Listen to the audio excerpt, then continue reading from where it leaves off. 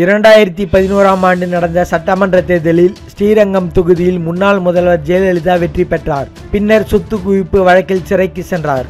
காலியாக இருந்த அந்த இடத்திற்கு இடைத்தேர்தல் நடந்தது. அதில் வேட்பாளராக திருச்சி வளர்மதி நிறுத்தப்பட்டார். அப்போது அவருக்கு அமைச்சர் பதவி கூட கொடுக்கப்படவில்லை.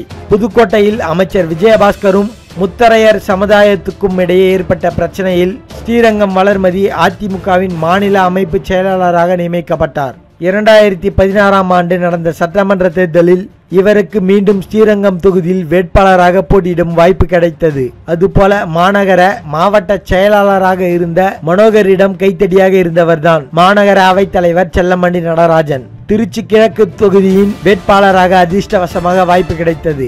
இவர் மக்களால் இதுவரை ஒரு முறை கூட தேர்வு செய்யப்படாதவர். ஒரு முறை அதிமுக சார்பில் மாநகராட்சி வார்டு கவுன்சிலராக போட்டியிட்டு டெபாசிட் இருந்தார். இவ்வாறு அரசியல் பாரம்பரியம் கொண்டவர்களை எம்எல்ஏக்களாக திருச்சி மாவட்ட மக்கள் தேர்ந்தெடுத்தனர். அதிமுகவின் பொதுச் செயலாளர் ஜெயலலிதாவே இவர்கள் இருவரையும் அமைச்சர்கள் ஆக்கினார். கடந்த வருடம் ஜெயலலிதா இறந்தார். இதன் பின்பு இருவரும் கட்சியையும் பதவியையும் காப்பாற்றிக் கொள்ள சசி அணியில் இருந்தனர். திருச்சியில் ஜெயலலிதாவுக்கு நடந்த மௌன ஊர்வலத்திலும் இருவரும் கைகோர்த்தும் சென்றனர். இந்த நிலையில் இந்த இரண்டு அமைச்சர்களிடையே குடும்பிப்பிடை சண்டை ஏற்பட்டுள்ளது. வளர்மதி சசியை ஆதரிக்க 4 கோடி 1 கிலோ தங்கம் வாங்கிவிட்டார். அமைச்சர் பதவியில் இருந்தும் பணம் பெற்றது இவர்தான். அவரிடம் அதிகமான பணம் உள்ளது என்று வெல்லமண்டி நடராஜன் குற்றம் சாட்டுகிறார்.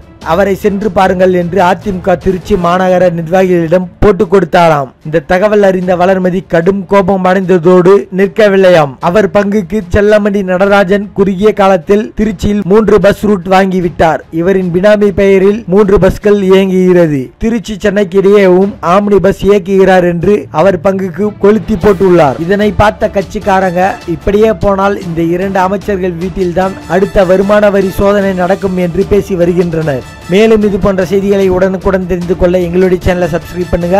இந்த செய்தி பற்றின உங்களுடைய கருத்துக்களை மறக்காம கமெண்ட் பண்ணுங்க.